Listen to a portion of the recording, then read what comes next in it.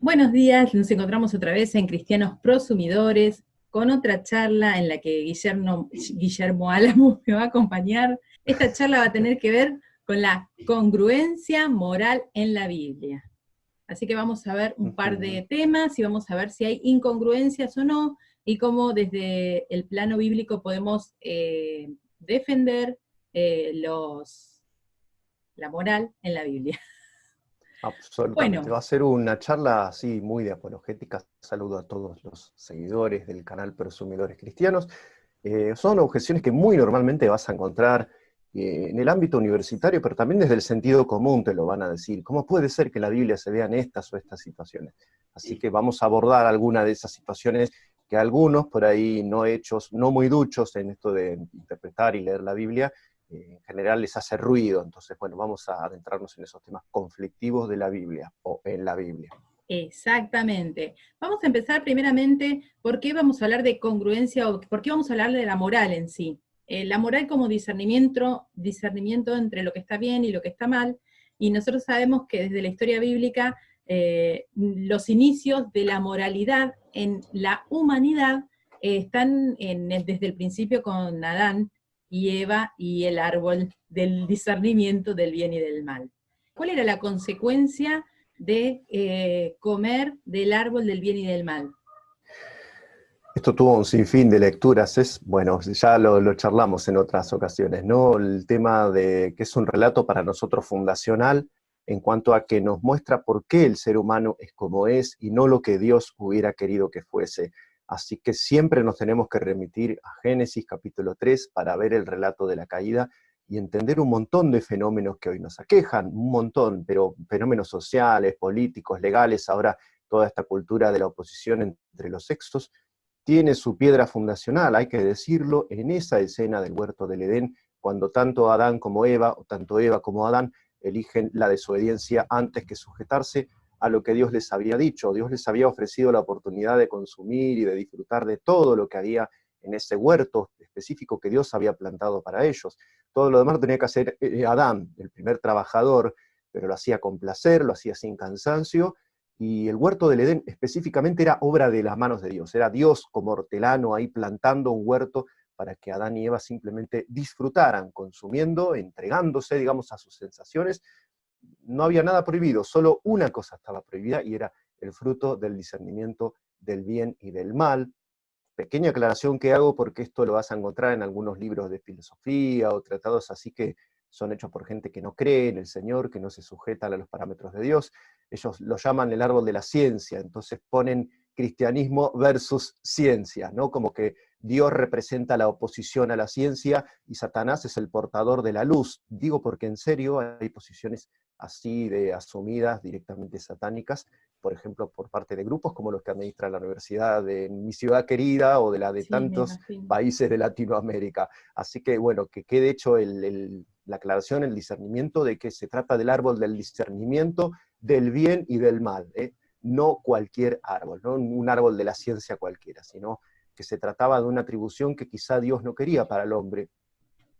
Esto es un poco complicado de explicar desde nuestra perspectiva actual, pero Dios no quiso para el hombre el discernimiento moral autónomo, porque Él se había reservado la prerrogativa, la función de decirnos qué estaba bien y qué estaba mal.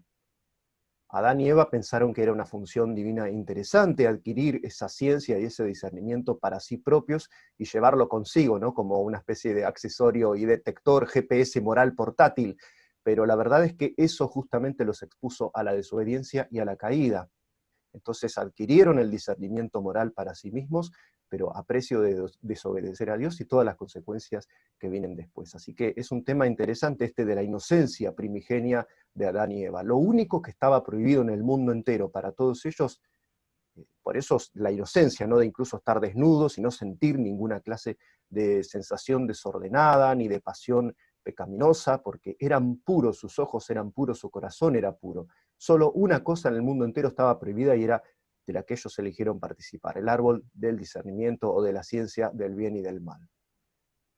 Sí, fíjate qué interesante que también la Biblia nos habla sobre que había otros árboles y otros, había acceso, por ejemplo, al árbol de la vida, o sea, que había Irrestricto, acceso total. a sanidad, a vida abundante, a mejoría instantánea, a prosperidad, o sea, desde el lado de las tierras, cuando uno trabajaba, o sea, había un montón de condiciones pensadas para el hombre súper beneficiosas. Y en su omnisciencia, Dios protege al hombre restringiéndolo de este discernimiento entre el bien y el mal que quedaran a disposición del ser humano. Hoy Ujú. nosotros no podemos saber qué es lo que hubiera sido de la humanidad si no hubiera comido de ese árbol, si no hubiera participado Mm, de este discernimiento, pero sí podemos ver las consecuencias del hombre empoderado en este discernimiento, en tener sí, para sí las absolutamente. leyes que regulan la moral. Y nosotros, el gran daño que hace al hombre tener este poder sobre sí mismo, ¿sí? Vemos, por ejemplo, que a través de la historia hubieron reglas y leyes morales para garantizar la libertad o la igualdad entre la gente, para poder convivir en armonía, y vimos cómo a través de los tiempos van cambiando y ninguna se ajusta totalmente a dignificar ni al hombre, ni en este caso, como nosotros sabemos, a dignificar la imagen de Dios en el hombre. Entonces, nosotros entendemos que la verdad que las consecuencias nos muestran lo corrido, lo pervertido y lo dañino para la dignidad humana que es que nosotros administremos esas leyes. Pero bueno, vamos a hacer un recorrido histórico, porque Ujú. en la Biblia una de las cosas que nos suelen decir es que se encuentran un montón de ejemplos de personas que han tenido alguna conducta desde nuestros ojos inmoral y también que son inmorales en cuanto a los mandamientos de Dios. ¿Qué podemos decir acerca de esas particulares historias que se encuentran en la Biblia y que la Biblia no las oculta, sino que muestra toda la verdad sobre esas personas? ¿Qué podemos decir sobre esos casos? ¿Por Ujú. qué en la Biblia se registran? Quizá lo más útil que para sentar las bases de nuestro argumento y que ya quede claro desde el comienzo, ¿no? Empezar aclarando los tantos. En la Biblia tenemos una serie de prescripciones que la gente que no cree, a veces cree que la Biblia es un libro de moral, digamos, y que hay un montón de mandamientos, no toques, no mires, no huelas, no pienses, en ese estilo y desde tapa a tapa, las 1800 o 1600 páginas según la versión que tiene la escritura, la imaginan así, pura legislación, cuando la realidad es que hay una cantidad enorme de relatos de todo tipo, épicos, hay como micronovelas, como el relato de Ruth, por ejemplo, o el relato de Esther en Persia. Bueno, un montón de situaciones que son narraciones, hay poesía, también hay expresiones, incluso desgarradas de almas subjetivas en los salmos. Aparece también el Cantar de los Cantares, que generó algún tipo de incomodidad, algún rabino, incluso antes de Jesucristo. Entonces, es un compendio que abarca cualquier cantidad de géneros diferentes, y en especial en donde está centrado el foco muchas veces de los que objetan es en las narraciones, porque se imaginan que la Biblia es una especie de libro como un desfile de seres impolutos y perfectos que se ofrecen ante nosotros como ejemplos morales intachables, como unas ideas platónicas bajadas del cielo, y no es así. O sea, la Biblia nos muestra, nos cuenta de ellos todo, nos cuenta incluso algunos detalles ruines y sumamente desagradables de algunos de los, entre comillas, héroes bíblicos. Entonces, lo que tenemos que hacer cuando hacemos una lectura de la vida de esos héroes es un discernimiento. A veces la Biblia te lo aclara, generalmente la Biblia te aclara si alguien estuvo bien. Por ejemplo, más lo que hizo en este caso el rey fulano no fue agradable a los ojos de Yahvé. Digamos, siempre hay un tipo de, alguna puntualización de que eso no agradó a los ojos de Dios. Y si no aparece en un libro, aparece en otro. Por ejemplo, en el relato de Reyes no aparece nada sobre Salomón y su poligamia, pero sí aparece en Nehemías. Ahora bien, el hombre no creyente a veces no tiene la paciencia de recorrer todos los textos bíblicos en los que se hace referencia al asunto. Por eso la diferencia, ¿no? Y la necesidad de ser creyente, de ser piadoso, de amar al Señor, porque uno recorre con cariño y curiosidad y casi con voracidad esas páginas para ver qué más tiene Dios para decirme al respecto.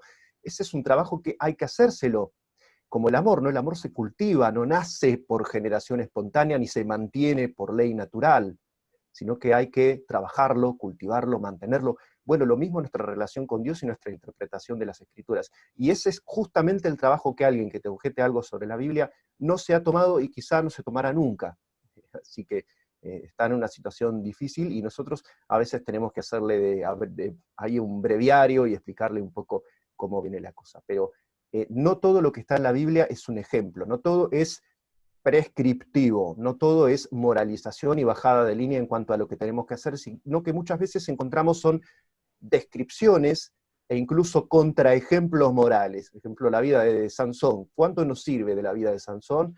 Y si agarrás las narraciones, un 10 o un 20% nos sirve. Sin embargo, está en la galería de héroes de la fe. Entonces yo me apropio de ese 10 o 20% que hizo muy bien y desecho todo lo otro que lo hace un personaje al que hay que más bien esquivar desde el plano moral.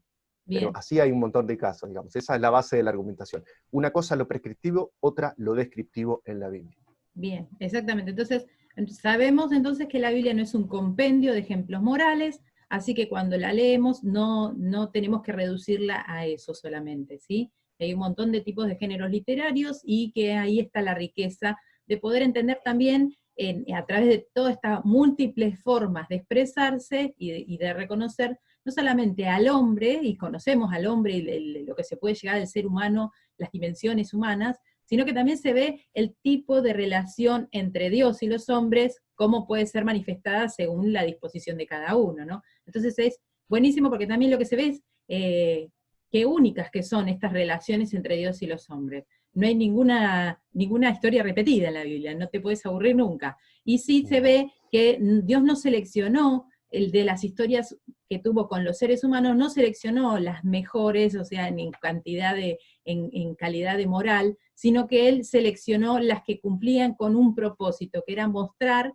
revelar la necesidad de su hijo, como para en algún momento estarlo esperando, que iba a ser la redención, como la posibilidad de limpiar o volver a ese origen, a restablecer la relación con Dios que había sido rota a través de Adán. Por ejemplo, en muchas partes se nos menciona que dentro de esta cadena histórica de la humanidad, Jesús va a ser como el final de muchas cosas, ¿no? Como el final, el postrer Adán, dicen, el último Adán. En ese sentido, quiero que nos des un poquito una descripción en qué sentido dentro de esta cadena histórica, qué viene a romper o qué viene a cortar Jesús de esta cadena histórica de relaciones entre Dios y el hombre para que lo llame el último Adán. ¿Y qué venimos a hacer nosotros si somos los posteriores a Jesús, que eso es como el último Adán? Jesús vino básicamente a redimirnos de nuestra condición adánica, ¿no? El otro día recordaba la frase de aquel poeta inglés que decía: aún llevo en mi cuerpo la herencia del hombre sin ombligo. Y es cierto que circula en nuestro ADN, incluso psicológico, nuestra manera de reaccionar, la tendencia a no hacerlo conforme a como lo haría Dios. Hay una desarmonía producto de ese pecado que heredamos todos, no como acto culpable, sino como tendencia, ¿no? El famoso pecado original es un impulso. El psicoanálisis lo describe más minuciosamente, las distintas tendencias del psicoanálisis. No solo el erotismo, sino el deseo de imponerse a los demás, que aparece en Adler, por ejemplo. Bueno, todo eso nos viene de nuestra herencia del hombre sin ombligo. Así que lo que viene Jesús es a destruir toda esa herencia. Viene a destruir nuestra tendencia a hacer el mal y a implantar en nuestros corazones la tendencia a hacer el bien. En el medio hablamos siempre de ese proceso de revelación progresiva, ¿no? Y de pedagogía de Dios. Dios le manda a su pueblo escogido, a los israelitas, en este caso, la ley, una serie de preceptos, de obligaciones de tipo civil, comercial, relaciones interpersonales, sentimientos incluso.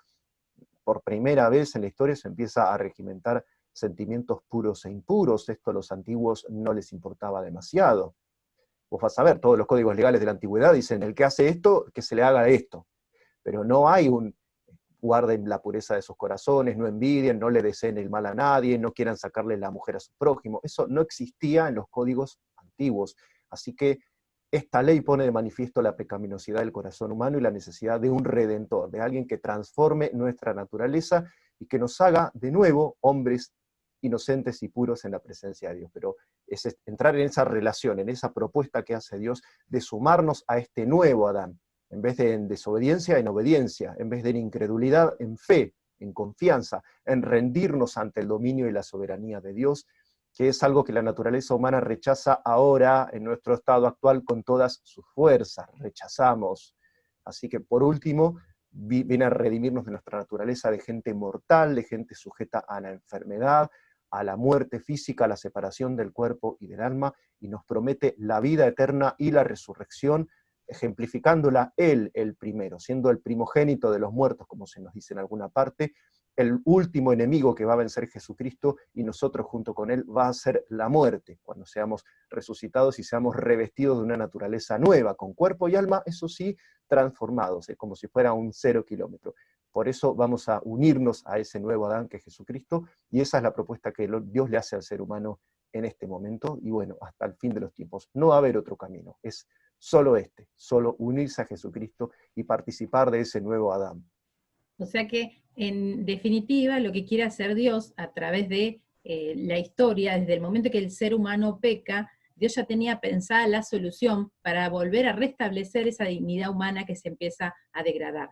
Y si bien Dios advierte las consecuencias antes de que sea consumido el fruto, porque no es una advertencia posterior, sino que antes le dice, el día que comieres, de cierto morirás, o sea, hay una sentencia de muerte que el ser humano, con voluntad propia, sí, o sea, él fue el culpable, o sea, la responsabilidad de tomar de ese fruto sabiendo las consecuencias es totalmente para el ser humano.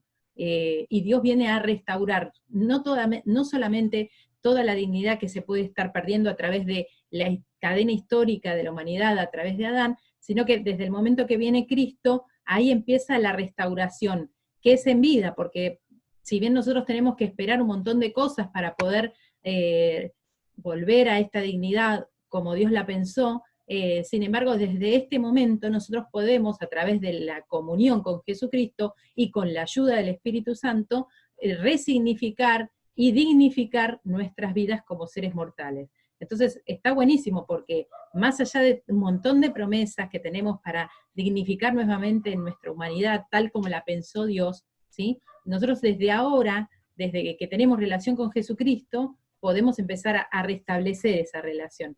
Y la verdad que está buenísimo, porque ya tenemos algo para hacer. Por ejemplo, yo te quería preguntar sobre que culturalmente vemos en la Biblia cómo, por ejemplo, era necesario en un principio, antes de Jesucristo, el sacrificio de animales y la sangre de animales para cubrir el pecado.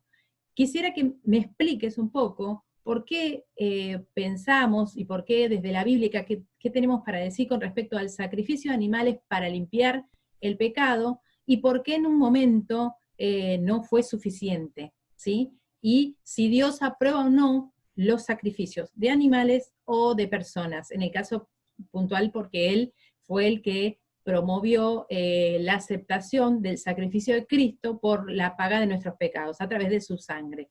Entonces, quisiera que me expliques un poco esto en un contexto histórico y que está bueno también como para aclararlo. Sí, tal cual. Es una especie de principio teológico. El otro día hablábamos, ¿no? Cuando hablábamos de fe y ciencia, estos presupuestos, estos axiomas. Hay un principio bíblico que quizá no demanda, no se le puede pedir mayores explicaciones, aunque mínimamente las vamos a ensayar. Acá filosofamos un poquito, teologizamos si querés, porque no nos vamos a apartar de lo que dice la Biblia. Perfecto, pero sin derramamiento de sangre no hay remisión, no hay perdón, no hay limpieza de pecados. Este es un principio, podemos decir, transhistórico, porque atraviesa todas las fases de la relación entre Dios y el hombre desde que fue rota por el pecado. Desde que Adán y Eva pecan, Dios le hace unos abrigos de pieles a Adán y a Eva, que la iconografía ha querido ver pieles de leopardos y unas cosas así muy elegantes, muy bonitas, o chinchilla, me imagino alguien más de nuestras latitudes, pero la realidad es que muy probablemente eran pieles de ovejas, así que vamos a tirar abajo un mito pictórico que anda circulando por ahí, ya se queda más glamoroso el leopardo, ya lo entendemos. Pero bueno, la realidad es que ahí hubo un sacrificio de animales, el primer sacrificio que está, es cierto que indirectamente, pero está registrado en las páginas de la Escritura. Son los primeros animales que mueren. Después de la caída de Adán y Eva, los animales no morían. Así que ya tenemos ahí registrado el primer sacrificio, después siguen los sacrificios de Caín y Abel, como sabemos, no vamos a entrar en detalles, pero lo que quiero señalar es esto, es un principio que atraviesa toda la relación entre Dios y el hombre desde que el hombre cae, que el hombre tiene que ofrecer una víctima pura, inocente, expiatoria por sus pecados para restaurar o para emparchar, podría decir alguno, porque la realidad es que el sacrificio perfecto y último es Jesús en la cruz del Calvario. Pero esto va prefigurando y nos va anunciando que Dios necesita proveerse de una víctima sustitutiva perfecta, que sea humana y que sea además perfecto y puro, o sea, sin pecado. Los animales son perfectos y puros, pero porque no tienen la capacidad de pecar. O sea, en ese sentido son perfectos, pero no eran lo que Dios necesitaba y lo que Dios va a terminar proveyéndose a sí mismo al enviar a su propio Hijo, Dios hecho hombre, a morir por nosotros en la cruz. Así que es un principio que atraviesa toda la relación. Vas a ver cada vez que abras las Escrituras, vas a ver cómo estaba detalladamente prescrito para los judíos, cómo iba a ser en ese templo, en ese santuario nacional, el régimen de sacrificios, y cómo en algún momento del futuro también esto se va a reanudar, y cómo después, cuando Dios limpie la tierra y establezca el reino mesiánico, el reino de los 1000 años, famoso de Apocalipsis capítulo 20, va a volver a ofrecerse sacrificios, probablemente ya no para expiar los pecados de nadie, pero sí como una conmemoración y una celebración de lo que Jesús un día tuvo que hacer por nosotros al dejarse llevar a la cruz. Algunos dicen como un reemplazo de la cena del Señor, ¿no? Esa compartir el pan y el vino que hacemos los cristianos actualmente en memoria de lo que Jesús hizo por nosotros para pagar nuestro pecado. Así que es un principio que abarca todos los tiempos. Ahora, pequeñísima aclaración o reflexión, si querés, más de índole filosófica o teológica. El pecado destruye, el pecado es muerte y el pecado nos separa de Dios y el pecado exige una víctima, exige una punición. Y esa punición es la vida de alguien. Alguien tiene que morir por el pecado que se comete. O sea, el pecado es muerte. Entonces, la única manera de que se subsane esa relación rota entre nosotros y Dios por cada uno de nuestros pecados, incluso los inconscientes, como va a decir Job, que es un caso interesantísimo, después por ahí vamos a tener tiempo de tratarlo, la realidad es que Dios necesita una víctima, digamos, nosotros necesitamos que nuestro pecado sea quitado y Dios va instruyéndonos en el régimen de sacrificios que llega finalmente hasta la persona de Jesucristo. A partir de ahí quedan invalidados los sacrificios, pero los hebreos van a retomar en su momento un régimen de sacrificios que Dios no va a rechazar. Atenti a la paradoja ahí para los teólogos que tratan de hacer a veces entrar todo en algunos casilleros mentales que no están bíblicamente muy justificados a veces. Racionalizamos todo, pero hay cosas que no se pueden racionalizar mucho. Esta es la realidad. Pero bueno, básicamente eso, Dios prescribe un régimen de sacrificios, Dios acepta en determinado contexto sacrificios y va a volver a aceptar en otro contexto también. Pero los cristianos no tenemos que hacer sacrificios porque creemos en Jesús y mediante la fe, a través de la fe, somos librados, como dice ahí, de la ira venidera y somos hechos a la imagen de su Hijo y constituidos hijos de Dios también nosotros, hijos adoptivos. Me parece que es súper fundamental ir acercándose, si bien es un choque contracultural muy grande, aceptar que la autonomía en el ser humano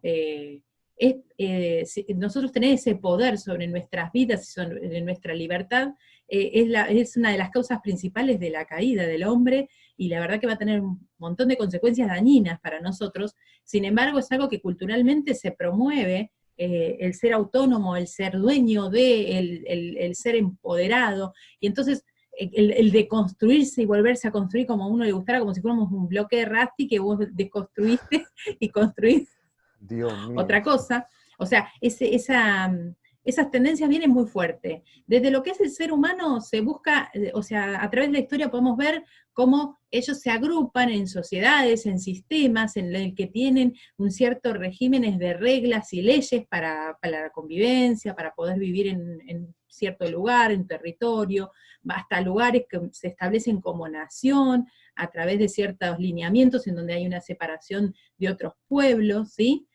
Pero también se ve la forma de gobierno, ahí como algo distintivo de las culturas humanas, ¿no? Como que hay una selección de ciertas personas que nos representan, que van a cuidar que se cumplan ciertas leyes, es más, que van a legislar, o sea, que van a poner ciertas leyes que van a ser para todo ese territorio, para todas esas personas que están bajo ese reino o gobierno o imperio, ¿sí? Y nosotros vemos que una de los avances, vamos a decir por ahora que vamos a tomarlo entre comillas, ¿no? Una de las cosas que se promueven como un avance dentro de lo que es la sociedad y de las culturas es esto de haber llegado a la democracia como un sistema de gobierno donde hay una igualdad, donde cada uno es portador de un voto y puede elegir a aquel representante, donde a través del voto de las personas y de la mayoría se legisla y se aprueba una ley,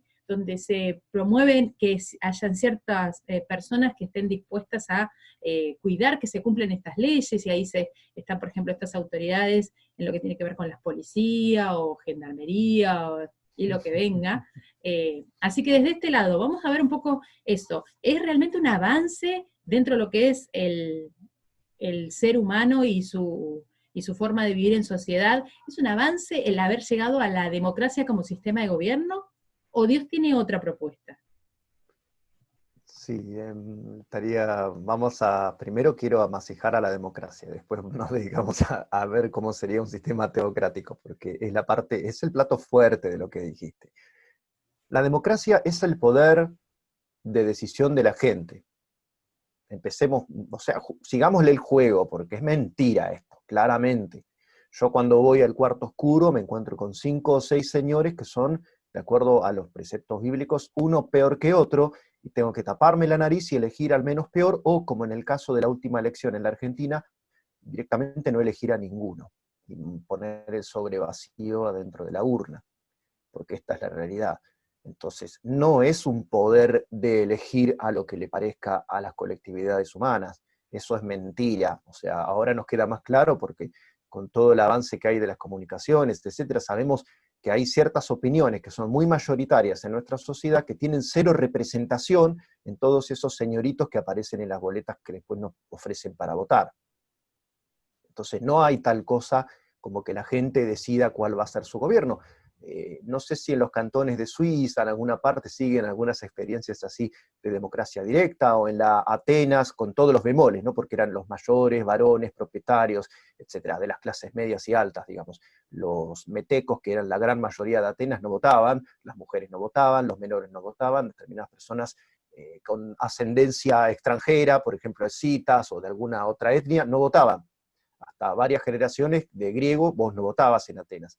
Bueno, la cuestión es que hay muy pocas experiencias de democracia real. Pero vamos a seguirles el juego a los muchachos que nos dicen que gobierna el pueblo, o que esto es soberanía de la gente, que la opinión pública termina decidiendo las cosas. Vamos a suponer que todo es limpio, que los medios de comunicación no orientan, o desorientan, o pervierten, o desinforman a la gente. Vamos a suponer que nada de eso juega, que esto es limpio, ¿no? Como hacen los economistas que suponen que hay libre mercado. Bueno, supongamos que la gente decide. Nada nos dice que lo que la gente decida esté bien. O sea, puede ser horrible lo que la gente decide. O sea, ahí está lo fáctico. La gente no es depositaria de ningún valor moral per se. Los romanos decían este principio, ¿no? Vox populi, vox Dei, la voz del pueblo, la voz de Dios. Y el pueblo, los pueblos, todos los pueblos han hecho desastres. No hace muchas décadas un pueblo estuvo unánime en la idea de que había que exterminar a los hebreos de la faz de la tierra. Y así, bueno, varias decisiones. Ahora hay una gran colectividad en las ciudades de la Argentina de jóvenes que opinan que los nenes no nacidos, los fetos, no son seres humanos. No digo la mayoría, pero sí una buena porción de las clases urbanas de nuestra Argentina y de muchas ciudades del mundo. Entonces, ¿dónde está el parámetro? ¿Está en lo que quiere la gente? No, por supuesto, lo que Dios propone es una cosa totalmente distinta. Lo que pasa es que tenemos una humanidad caída, pero esa humanidad no tiene conciencia de estar caída. Por eso siguen ideas como las de Rousseau, ¿no? El hombre nace bueno, pero la sociedad lo arruina, y no es que el hombre sea el lobo del hombre, pero puede llegar a transformarse en el lobo del hombre, como decía el que estaba en la vereda de enfrente, ¿no? Hobbes, no Rousseau. Son como las dos maneras de considerar al pueblo. ¿Cómo es el pueblo? ¿Es un rebaño de gente virtuosa que quiere enarbolar un sistema de autogestión? ¿O son una manada de lobos a las que hay que ponerle un poder dictatorial para que no se desenfrenen y sea toda una guerra de todos contra todos? Bueno, entre esas dos posiciones está lo que vemos los cristianos, Biblia en mano. El hombre es un animal caído, es un animal errático, comete errores, es un animal desorientado, tiene malos deseos a menudo en su corazón, y a veces en comunidad se potencia lo peor de las personas, como todos aquellos que hemos integrado algún rebaño de adolescentes, lo sabemos perfectamente, ¿no? Para colmo esta sensación de impunidad que da el pertenecer a un grupo humano. Así que de ninguna manera la democracia está en el plan de Dios, en el plan perfecto. Ahora, si tenés que comparar democracia con otros sistemas de gobierno, la democracia es muy cómoda. Es un sistema muy vivible, es un sistema friendly, dirían los que diseñan estas cuestiones web, ¿no? Es un sistema amigable, tiene una cosa así de poder vivirse con mucha comodidad, de expresarse con mucha libertad, y toda una serie de permisos que se te dan bajo un sistema democrático, que bajo otros gobiernos no existirían, pero que no sé si hacen alguna diferencia sustancial. Por ejemplo, ¿dónde está la ventaja de que yo pueda decir lo que se me antoja de mi gobierno? Y si uno entra a las redes sociales de gente de todos los países, ¿no? Y siempre encontrás barbaridades contra los gobiernos establecidos, incluso en gente que a veces profesan ser de la fe. Si respetá tu gobierno, no importa si te parece un granuja, digamos, hay tanto ejercicio de tolerancia, nosotros esperamos otro gobierno. Ahí viene la segunda parte de la pregunta. Los cristianos esperamos una teocracia, una cristocracia, y eso se va a establecer después de todos esos hechos escatológicos, del descenso de Jesucristo, el anticristo echado en el lago de fuego. Bueno, baja Jesús y establece su reino, y en ese momento vamos a presenciar una forma de gobierno perfecto con Jesús reinando sobre las naciones, y ya nosotros somos una anticipación de ese reino venidero y prometido por Dios. Así que los cristianos demócratas lo somos en cuanto a que cumplimos todos los parámetros. Hay que votar, votamos, hay que expresar una opinión, en algunas cosas la expresamos, por ejemplo, cuando salieron estas leyes que van contra lo que Dios estableció respecto del diseño del hombre y la mujer o del aborto, salimos y dijimos, pensamos esto, esta es la posición bíblica, esta es nuestra posición como pueblo de Dios, así que ahí ejercimos nuestra parte de ciudadanía. Si bien no somos enteramente demócratas, sino que esperamos una teocracia, nos ajustamos a los parámetros en tanto que sea lícito de la democracia. Y somos buenos chicos y vamos y votamos cuando hay que votar, no impugnamos votos, no hacemos cosas raras, en eso también, ser buenos ciudadanos y respetar todas las formas, ya que no son pecado las formas democráticas, pero la ideología que da sustento a la práctica democrática es un error ante los ojos de Dios, y eso también lo queremos decir. Claro, más que un error es algo imposible de poder llevar a la práctica, porque tiene También, que ver sí. con Es un monstruo de 1000 cabezas, imagínate. tiene que ver En Argentina, escuchá esto, sí, porque buenísimo. En Argentina hay 45 millones de directores técnicos en potencia, pero el que va a poner a los jugadores va a ser uno. No, este es un tema. La democracia es como un monstruo de 1000 cabezas, o sea, si realmente se pudiera llevar a cabo, sería un caos total. Entonces hay que aceptar que básicamente no hay democracia. Se nos dice que hay democracia. y estas formas de gobierno descansan bajo los supuestos de que el ser humano puede administrar justicia, no solamente que puede entender, discernir entre el bien y el mal, y sino que también el segundo presupuesto que está manejado sobre este sistema de gobierno, cualquier sistema de gobierno que se levante humano, es que el hombre va a poder discernir lo que está bien y va a hacer lo que está bien, cuando en realidad no tiene por qué ser así. Hay muchas personas que disciernen entre el bien y el mal, y no precisamente por eso van a elegir el bien, ¿sí? O van a promover el bien. Entonces esto de la justicia, la igualdad, la responsabilidad de los actos, la moral, no tiene por qué llevarse, o sea, es un presupuesto pensar que van a ser defendidos si uno está en un gobierno, ¿sí? O si uno tiene la posibilidad de gobernar. Entonces, desde ese lado, por ejemplo, hay diferencia entre la justicia que administra Dios y la justicia que puede administrar el ser humano cuando, después de cierta historia cultural, que también nos enseña la historia cultural, y saber, por ejemplo, cómo se han manejado nuestros antecesores, se supone que eso nos da las pautas para poder elegir sistemas de gobierno más ajustados, más responsables, más igualitarios, porque son las banderitas que se levantan, ¿no? Va a haber igualdad, va a haber, no sé, igualdad, no sé si hablan de respeto, porque creo que esa es una palabra que ya no la usan más, pero ¿te acordás que en su momento las bases de gobierno, y creo que la de los mormones también, no mormones, la de los masones, igualdad, no sé, Sí, libertad, libertad, igualdad y fraternidad, sí. fraternidad, como si realmente ese sistema, esa forma de administrar justicia desde los humanos pudiera funcionar así como uno lo dice, ¿no? Porque no habría ningún impedimento. ¿Hay alguna diferencia entre la posibilidad de administrar justicia eh, entre los seres humanos y la que Dios administra sobre los seres humanos? Sí, que el ser humano cuenta con muy poca información para la hora de administrar justicia, además de que están todos los deseos e intereses que hay en juego. No es lo mismo castigar a un empresario que tiene 10.000 millones de dólares que castigar a un empresario que tiene 1 millón de pesos y se abrió un no sé qué.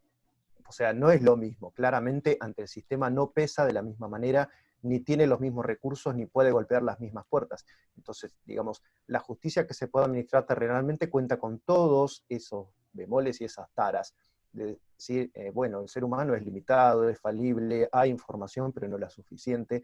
A veces, en casos penales que fueron resonantes, hay muchísima información. Por ejemplo, que fulanita fue estrangulada por su amiga Mengana, pero resulta que no hay elementos probatorios acordes con los códigos y con cómo son los procedimientos para establecer la culpabilidad o la responsabilidad de alguien, y bueno, aunque todo el mundo sabe que esta persona fue responsable, queda libre.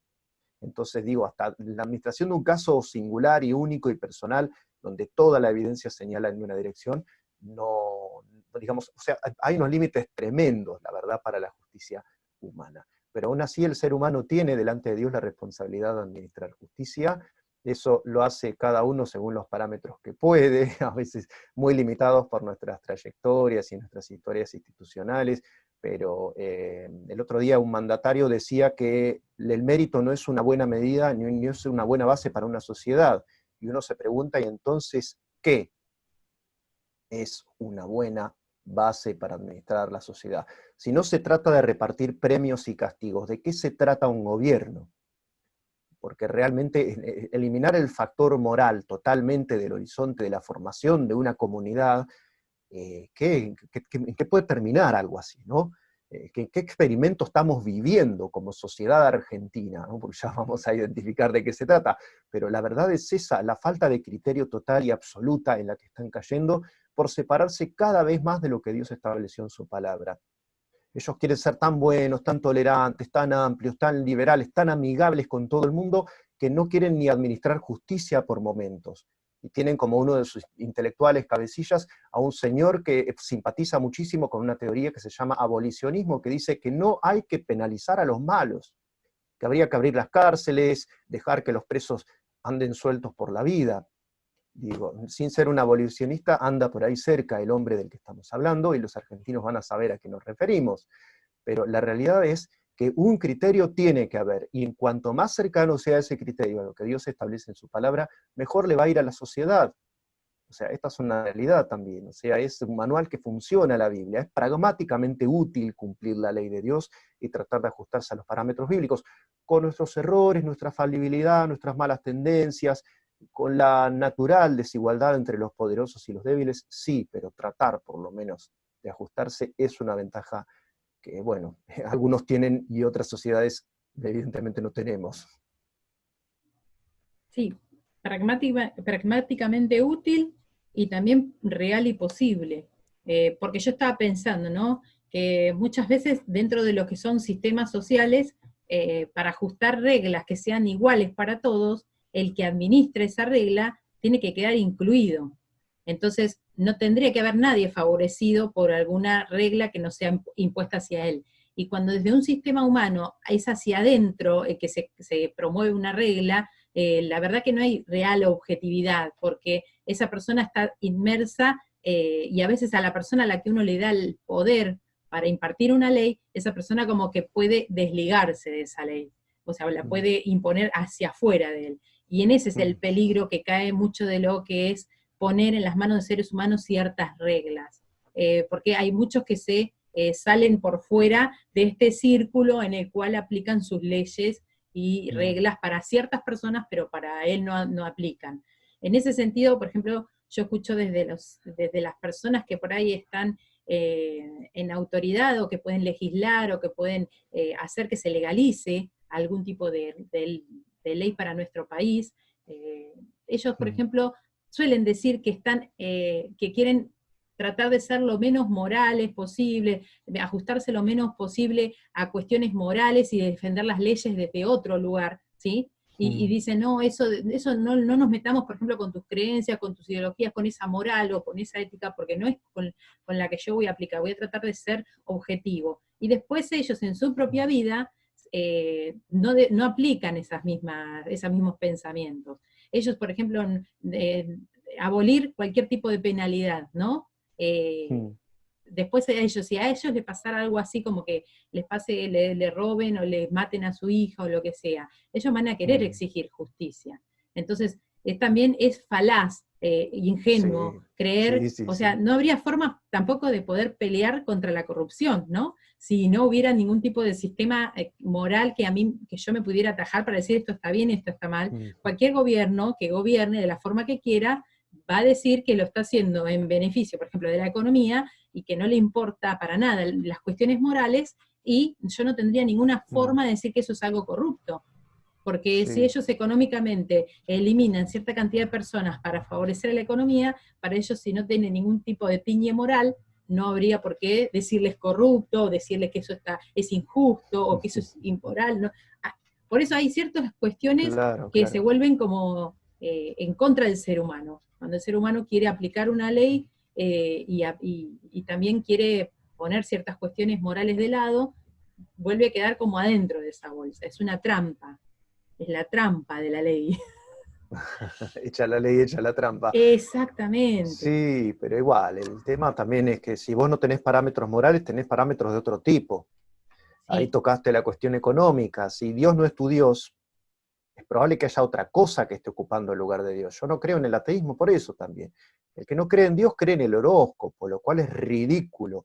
Que una configuración, que es como leer la borra del café, que yo leo en el cielo, se superpone con cierto planeta, a mí me va a traer cierta influencia.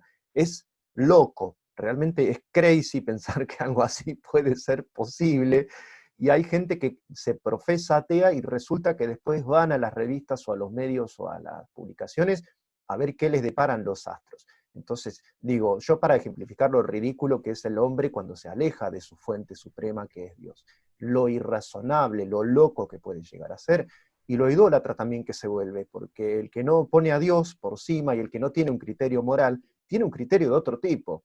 Y ahí señalaste vos lo económico, y sí, Mamón, ¿no? El dios de las riquezas.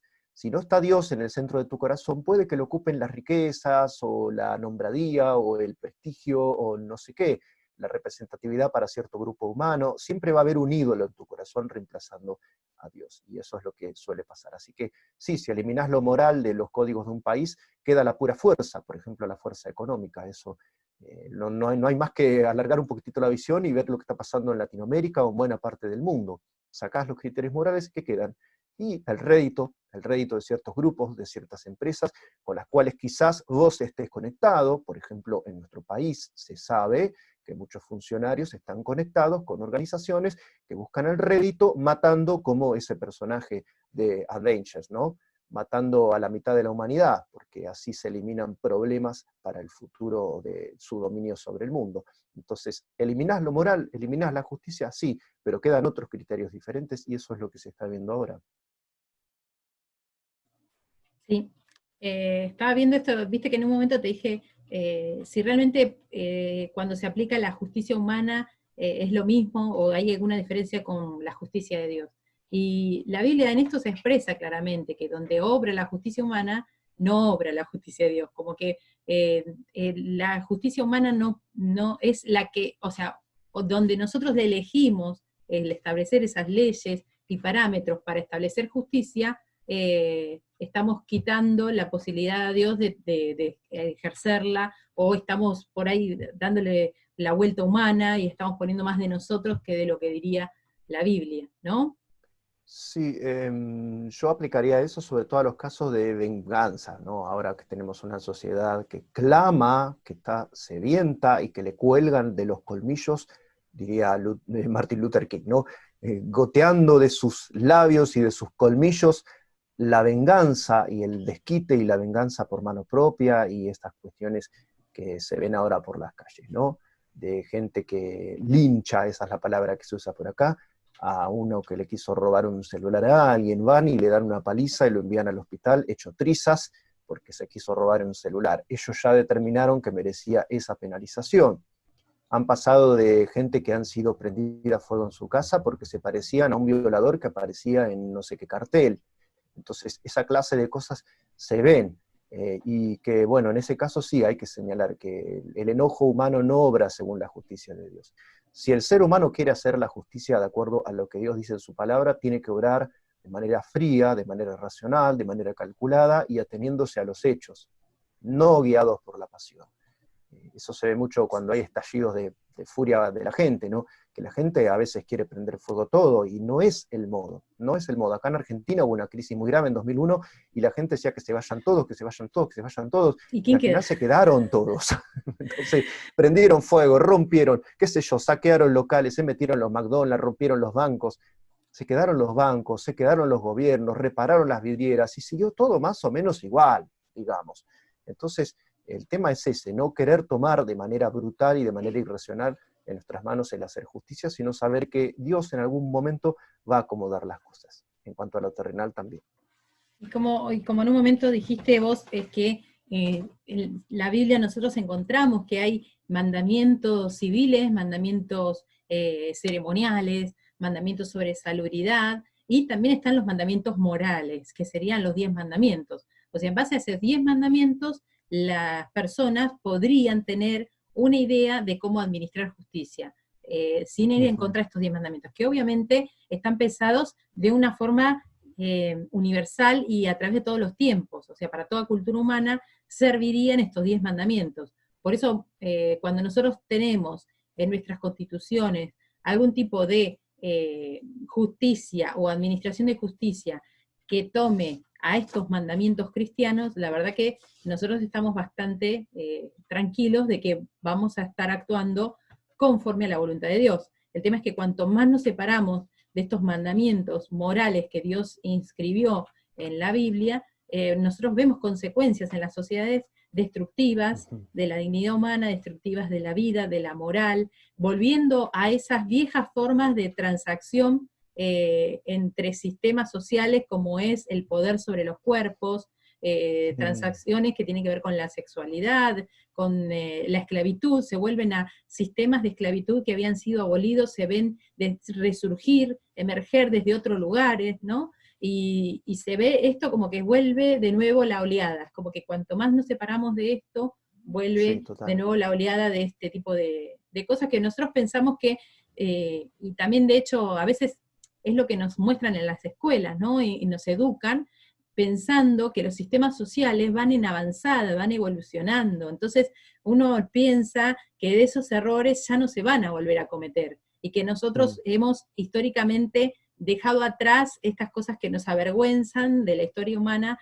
como el genocidio, o como el terrorismo de Estado, o como, sí, no sé, la esclavitud, o la prostitución, y que nosotros hemos avanzado en cuanto a eso, y el voto esto y aquello, y cuando nos damos cuenta estamos deconstruimos tanto que volvimos sí, a sí. construir otra forma de lo mismo que supuestamente habíamos avanzado.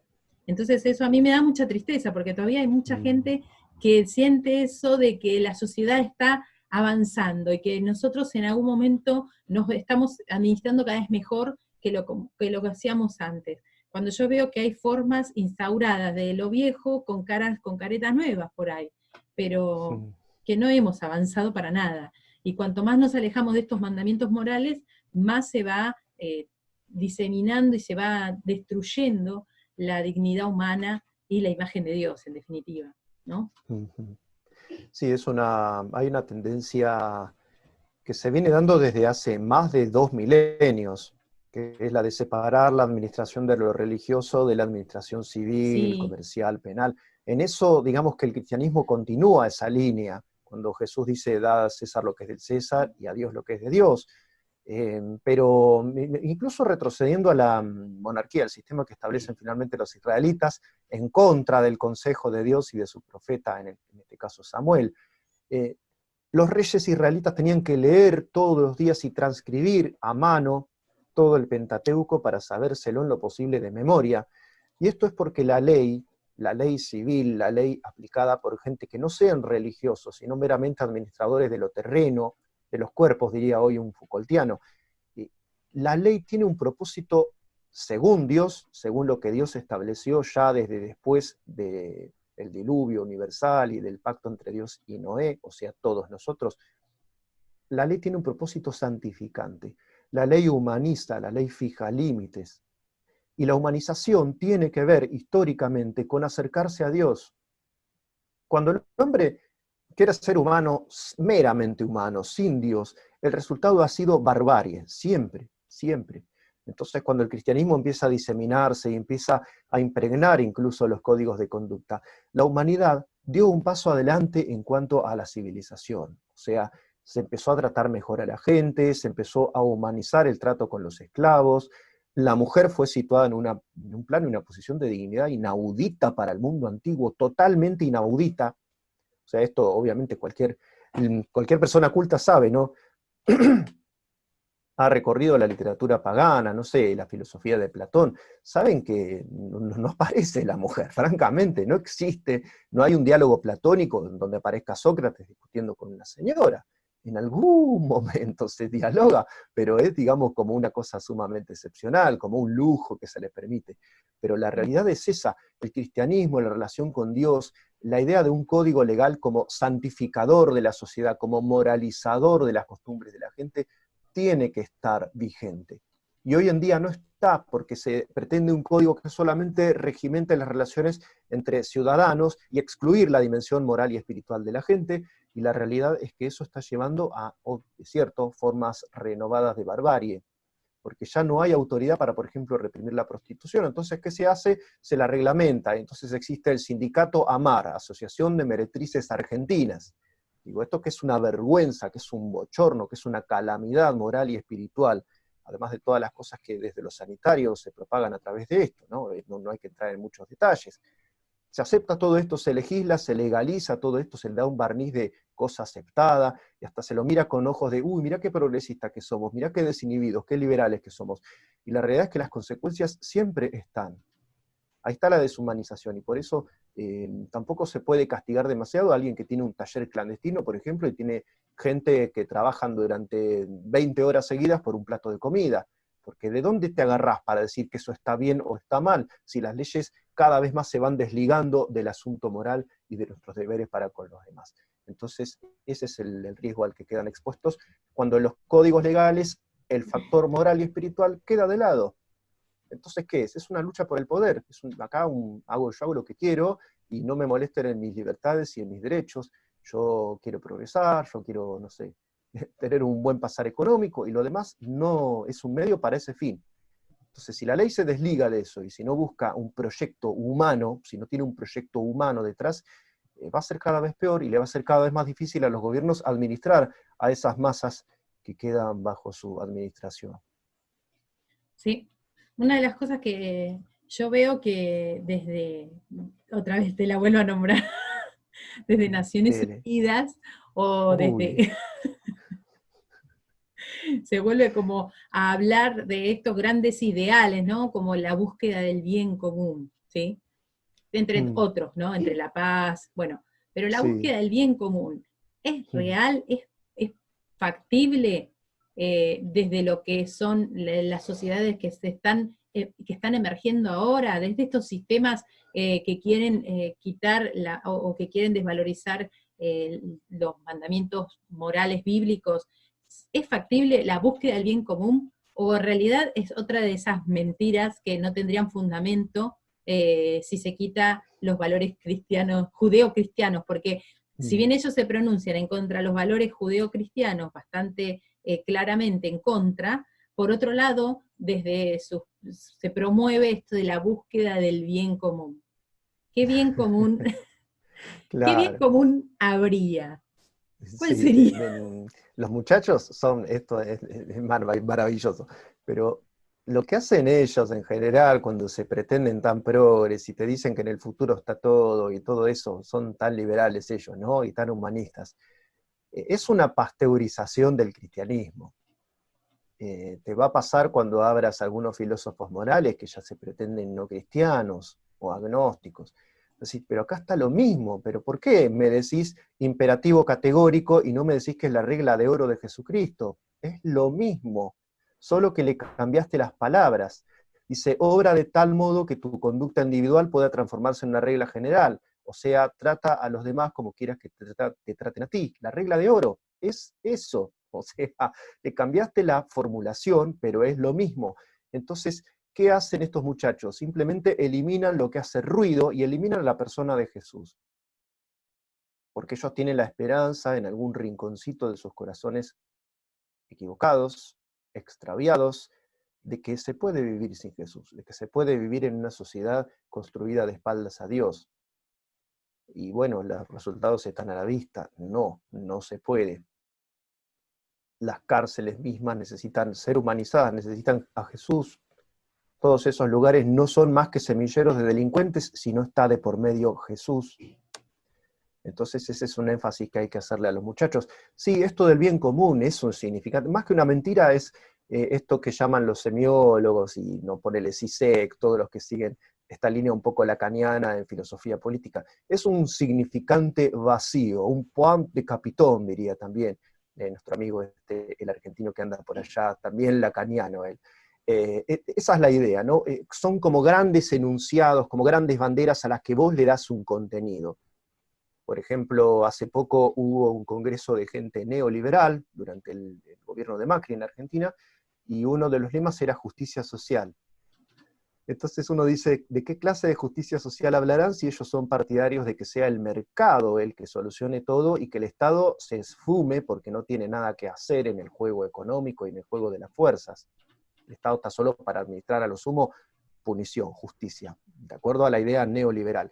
Entonces, digo, son significantes vacíos, son como grandes lemas o banderas que a vos te pueden sugerir una cosa, pero que ellos van a reinterpretar quizás de otra.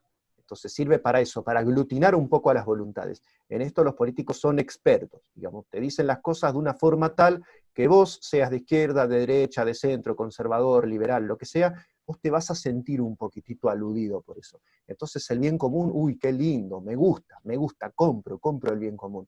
Y en realidad no sabes a qué se refiere. Probablemente se refiere al bien de ellos, pero lo llaman bien común. Entonces, ¿qué necesita el mundo para funcionar bien? Y a la ONU con más poder, porque es el bien común. Entonces, no te lo van a decir directamente, es como esos manipuladores, no, yo soy tu bien, vos me necesitás, vos sin mí no sos nada, ¿entendés? La Es una ONU es cosa que va tóxica. por ese lado. Claro, es tóxica la ONU, Es una exactamente. relación tóxica, porque te quiere convencer Exactamente. de que los necesitamos y de que ellos van a Es saber asimétrica, claro. determinar, claro, y hay como la falsedad está en esta asimetría, en esta simetría, en esta igualdad que ellos promulgan, cuando en Claro, bien realidad, común, parece que están todos en el mismo nivel, y y cuando en no, realidad sí hay siempre un sistema verticalista de regular y de legalizar cosas que no va a tener que ver con nuestra voz ni voto. Así que bueno, es exactamente. bueno para tenerlo en cuenta también. Porque muchas veces a los cristianos se nos acusa o se nos dice que nosotros estamos como dominados en un sistema vertical y que nosotros no Sí, tenemos posibilidad de decidir. Y desde ese lugar, una de las respuestas que le daríamos en base a lo que estuvimos charlando es, ¿de qué otra forma te crees que estás gobernado vos?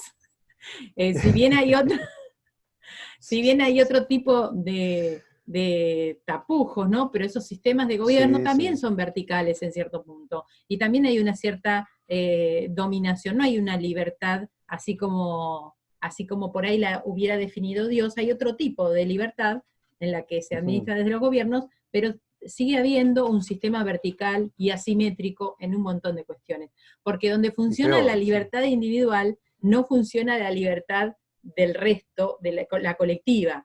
Entonces, a veces, esto es un principio de derechos que te dicen que donde vos estás administrando tu derecho individual no tenés que coartar el derecho de los demás. Entonces, desde ese lugar se trata de hacer como una legitimación horizontal. Pero Sí, es falaz creer que uno no está dominado por un sistema asimétrico de leyes y de reglas. Por sí. eso yo le diría esto, ¿no? Te quería decir, en principio esto, nosotros vemos que a través de la Biblia, como vimos que hay diferentes momentos históricos de las sociedades, y que por ahí se regían por cierto tipo de leyes y reglas que hoy en día suelen ser bastante diferentes. Por ejemplo, antes se regían por la ley del talión, y Ujú. ojo por ojo, diente por diente, y como que había un castigo directo sobre la injusticia o el hecho cometido, que era la sanción que se le ponía, Sí, ¿no? sí. Hoy por hoy esa ley viene a ser sustituida por otro tipo de puniciones que se supone que están más ajustadas al hecho cometido, ¿no? Pero nosotros en algunas cuestiones notamos que hay un desfasaje, como que, no te digo que se vuelve a la ley del talión, pero estamos en retroceso, me parece. ¿Querés explicar un poco este sistema de Sí, regulación social en base al sí, el castigo de... retalión sí, se puede enfocar desde dos lados y en los dos casos vamos a filosofar un poquito, o sea, no nos queda otra opción. Yo entiendo que la ley del talión es el principio básico e inmodificable y eterno de todo derecho, de todo derecho.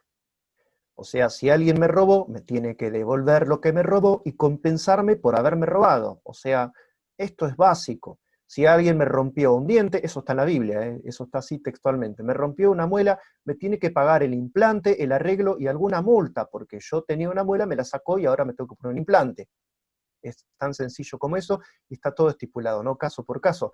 En el caso de un homicida, le correspondía ser muerto por ese mismo sistema legal. Entonces, no hay una extralimitación ni hay ninguna especie de barbarie, digamos, en esto, sino que hay una limitación incluso. Porque lo que se estila en ciertos grupos, y es sabido, ¿no? Si vos me escupiste, yo te saco un ojo. Y no, no se trata de eso, digamos. Se trata de establecer un parámetro, de manera tal que el castigo sea exactamente correspondiente con la ofensa o lo que se vulneró, el derecho que se vulneró de cada uno. Entonces, digamos, por ese lado podés decir que es la base perfecta del derecho en todos tiempos y es la base del sistema que Dios va a utilizar para juzgarnos a cada uno de nosotros. Entonces, malas noticias para los cristianos que por ahí se suben a ciertos discursos de que Dios es ultra misericordioso y no va a juzgar a las personas. Dios sí va a juzgar a las personas y aún a los cristianos va a juzgarlos según lo que hayan hecho. Entonces, y a los incrédulos también, según lo que hayan hecho, y hay de ellos porque están en pecado, así que cada uno de sus pecados los van a pagar tales y como los cometieron por toda la eternidad delante de un Dios que es eterno. Entonces, la ley del talión funciona siempre. Ahora, nuestras sociedades han ideado sistemas progresivamente benignos para con el delito, y bueno, se piensa que, por ejemplo, pasar unas temporadas entre rejas puede solucionar, incluso hay muchos discursos para justificar la práctica carcelaria. Es otro significante vacío. La práctica permanece, esto lo diría Bourdieu también, ¿no? La práctica es lo que permanece. Las significaciones que se le asignan a la práctica van variando de época en época. Entonces ahora se habla de reinsertarlo, de volverlo útil de nuevo para la sociedad, que aprenda de nuevo la cultura del trabajo. Resulta que no se puede tampoco obligar a los presos a trabajar, entonces si trabajan se les paga un sueldo, y entran en contacto unos con otros, se hacen cada vez mejores para lo suyo, que no suele ser lo bueno. Entonces, el tema es que la práctica carcelaria permanece y se le da ese sentido de ser algo más benigno que la aplicación del talión en el caso de algún asesino múltiple, por ejemplo. Pensemos en este señor de acá de la ciudad de La Plata que exterminó a su familia y que pasó algunos años en la jaula y salió hecho la misma fiera que había ingresado, e incluso un poquito peor quizás. Un psicólogo daría un par de posiciones sobre eso, pero bueno, no me quiero meter en el asunto. La cuestión es esta: la ley del talión es la ley de la perfecta justicia de Dios. Nuestras sociedades no están aplicando nada de esto y probablemente no estén haciendo bien. Quizá no deban ser tan benignos con determinado tipo de delitos. Eso es lo mínimo, lo chiquitito que quiero decir. Claro. Después, la otra parte, la otra forma de enfocarlo es que el talión en su tiempo, y para el estado de barbarie en el que vivían los pueblos de Oriente Medio y de toda esa época, estamos hablando de cerca del año 1500 a.C. aproximadamente, cuando Dios le revela su ley a los hebreos en el monte Sinaí. En esa época era la barbarie y era justamente el talión era una limitación y era un paso hacia la civilización. Eso es enfocarlo desde el costado y el hemisferio progre de nuestro corazón, ¿no? Decir que era una manera más benigna de tratar la cuestión de las ofensas y de los daños hechos o recibidos. Yo lo que veo es que, con respecto a la ley de Talión, es que era una forma de poder restituir aquello dañado, ¿no? Y que de hecho es una de las formas en las que socialmente nosotros educamos a nuestras generaciones a tratar de que si uno de alguna forma es consciente de que se ha hecho un daño, no solamente con pedirle perdón se restaura. La restitución Exactamente. es un concepto bíblico que creo que muchos cristianos no les llegó bien la Sí, información, sí, porque se habla mucho desde el púlpito y desde lo que es educación cristiana, se habla mucho de perdonar, y realmente la gente cristiana con la ayuda del Espíritu Santo aprende a perdonar, que eso es algo sí. que es evidente, que los cristianos aprenden a perdonar y dan segundas oportunidades, eso se ve. Pero Mm, hay algo que tiene que ver con la responsabilidad de aquella persona que ha lastimado, roto mm, mm, mm, o, mm. no sé, vulnerado algún derecho, a restituir. Y yo creo que eso desde el plano cristiano también, ¿no? Como volver a poner sobre la mesa la responsabilidad y también en base a la justicia que Dios por ahí quiere, ¿no? Porque a mí me gusta mucho ese versículo que dice, ¿qué es lo que pide Dios del hombre? ¿No? Sí, Y realmente Dios pide que uno trate de hacer justicia. Y yo creo que la justicia y amar misericordia sería esto, de poder decir, perdóname, te perdono, dar perdón es ser misericordioso, ¿no? Pero mm, restituir mm, es esto, es también que uno está diciendo, promovemos la justicia. Si alguien sí, te sí, hizo sí. un mal, se tendría que esa persona preocupar por restituir de alguna forma, ¿no? Yo creo que eso desde los cristianos está un poco lejos, ¿no? ¿Qué te parece a vos? Sí, sí, sí, sí, sí. Es que nos han inflacionado el ego. Entonces, lo de prosumidores me viene bien, lo tengo ahí ante mis ojos. Somos consumidores, somos como ese niñito de pecho y seguimos tomando la leche y ya es hora de que comas alimento sólido, varón o mujer. Y se trata de estar a la altura de la naturaleza de Cristo, no de decir, yo necesito que me acepten como soy. Ya está, Cristo te aceptó, Cristo murió por vos cuando estabas en tus pecados. Ahora, ¿qué vas a hacer vos en gratitud y en respuesta a eso, a ese acto que ya fue efectuado por vos? No hay nada que reclamar. Uno lo ve mucho en las redes sociales, ¿no? Pero en la iglesia me hacen esto, en la iglesia me hacen lo otro, me miraron mal porque mi pasado. Digo, ¿qué vas a hacer vos por la iglesia? No qué la iglesia va a hacer con vos. No acceder a la relación con Dios y con los demás en el cuerpo de Cristo bajo la óptica del consumo, de lo que me van a dar a mí, de lo que voy a mamar yo y recibir yo, sino de la óptica de lo que yo voy a aportar. Entonces es ese, entre comillas, ¿no? Detalle lo que le está faltando a esta sociedad y a esta generación, porque estamos absorbiendo un discurso que es muy fuerte ahí fuera, que nosotros nacimos para realizarnos, para ser feliz, para triunfar, para ser unos leones, para imponernos a los demás, para ser cabeza y no cola. He escuchado que se cita por ahí y la Mm. verdad es que no. O sacar al león que hay dentro, no, guarda que hay una oveja que necesita ser Eso, guiada en qué vos. lo cornflake. Sacalo. Sí, claro, sí, es el tigre de, ¿Qué el tigre de sos? Kellogg's. ¿Qué te crees que sos cerealitas? Pará un poco. Sí, además viene el diablo, te da el gatito supuesto, viene el diablo, te da una cachetada y te acomoda las ideas, porque realmente somos muy vulnerables y muy fáciles de extraviar y de seducir. Entonces, ya te digo, son como discursos, no sé cómo decir, discursos fuerza, son discursos que ni siquiera los recibimos como discurso, sino que nos permean y están constantemente ahí como una expresión atmosférica. Esa imagen me gusta un poquito más, que no nos damos cuenta, pero que está ahí y que a veces nos moldea hasta nuestra relación con Dios y con la gente. Sí, yo, por ejemplo, otro concepto que también me hace ruido en cuanto a la necesidad que tenemos de hacer cosas, ¿no? De volver a ser más activos en cuanto a nuestra condición de cristianos, ¿no? Es esto de redimir, de que fuimos redimidos, ¿no? Que esto un poquito hablábamos recién de la sangre de Jesucristo, que fue la que pagó nuestros pecados, y que ahora nosotros somos redimidos, hemos sido vueltos a comprar, tenemos de nuevo un valor, y ese valor es altísimo, porque ahora el valor agregado no es cualquier cosa, el valor agregado por nuestra humanidad caída ahora es la sangre de Cristo. Entonces es sumamente importante hacer algo ahora que fuimos redimidos, no quedarnos en esa situación bueno, tuve un pasado horrible y no sirvo para nada, sino que fuiste redimido y con la sangre de Cristo. ¿Qué valor agregado más alto podés pensar para la condición humana? Yo no, ninguno. Este versículo de buscar justicia, no sé cómo dice bien, si es buscar o hacer justicia, amar Amar misericordia, misericordia y y otra que presentarte es humildemente ante tu Dios. humillarte ante tu Dios. O sea, creo que esa es la parte vertical de la que estamos hablando durante la charla de hoy, que es la que por ahí se corre, la que primero se corre y es la que mayores daños psicológicos, espirituales, biológicos y sociales está produciendo en nuestra humanidad.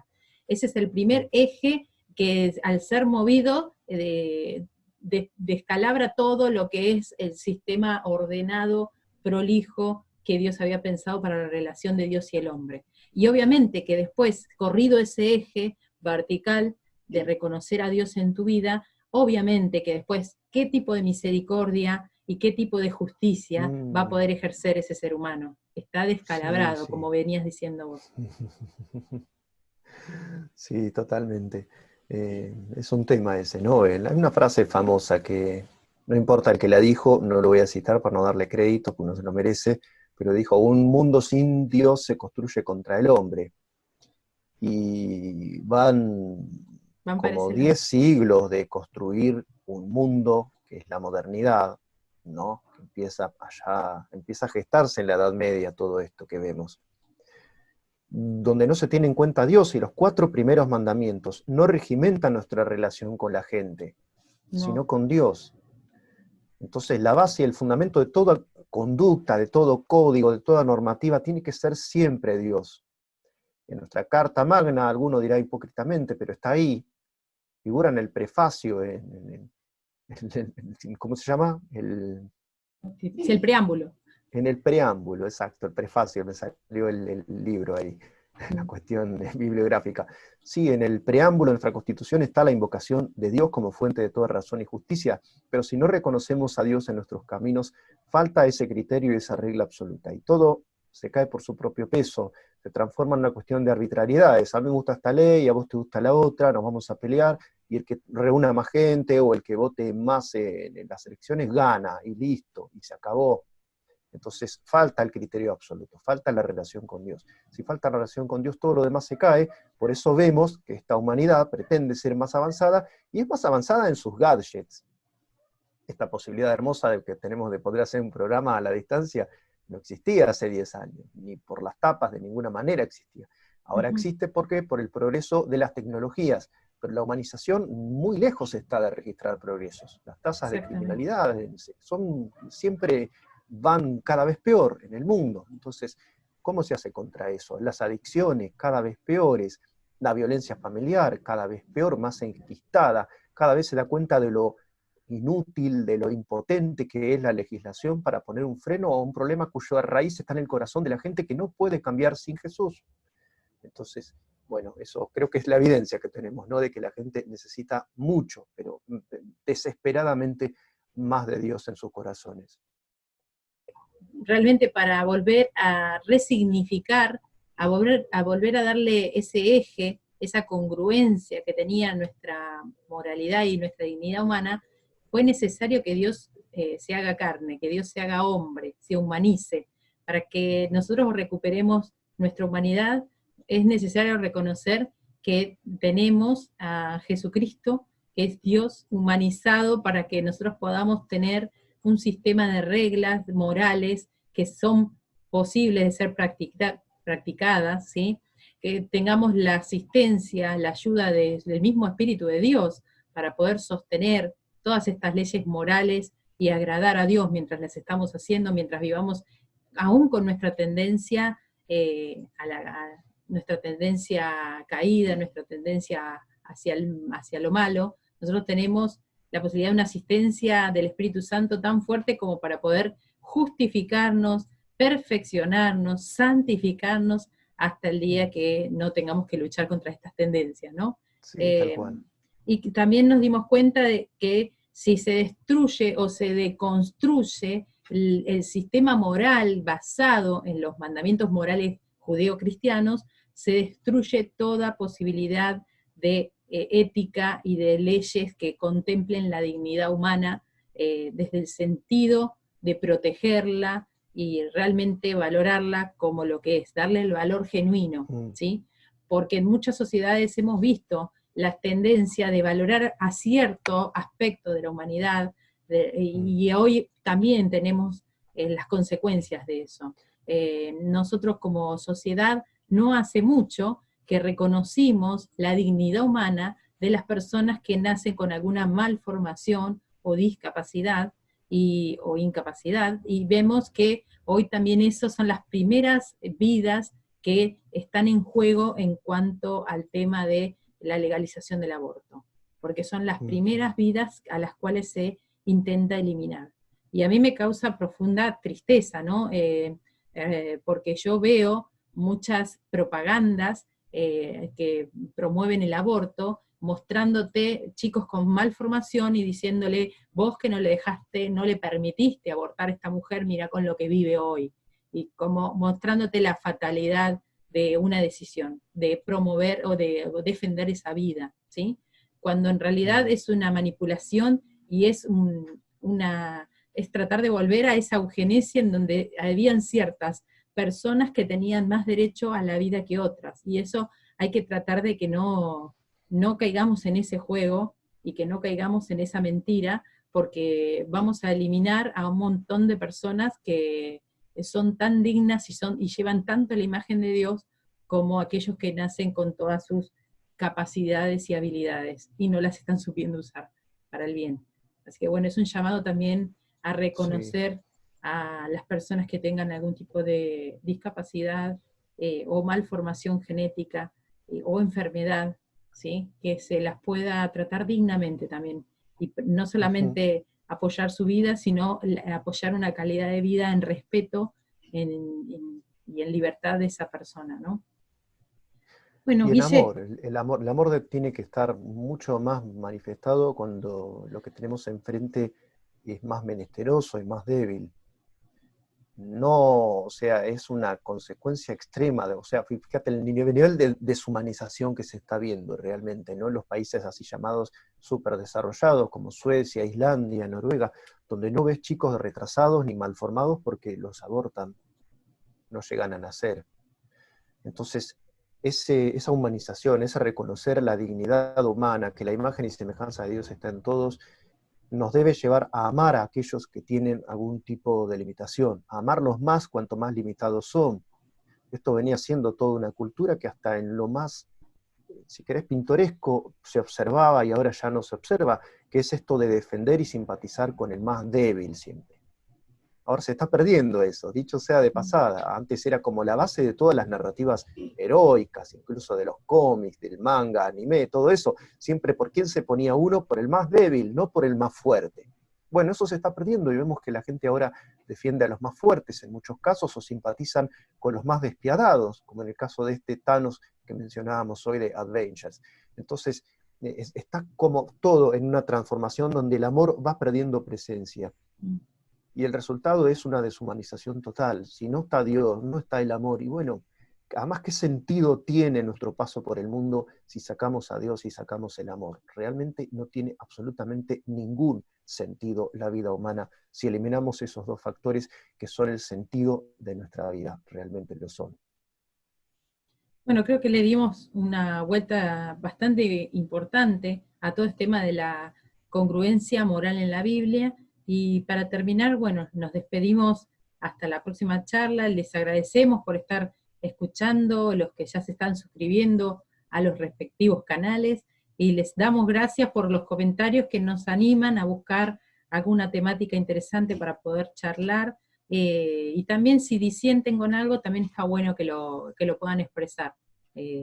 Bueno, Guille, despedite también.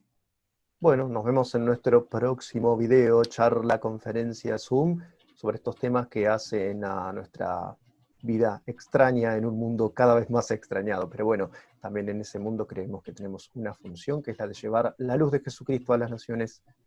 Nos vemos. Nos esperamos. Hasta luego.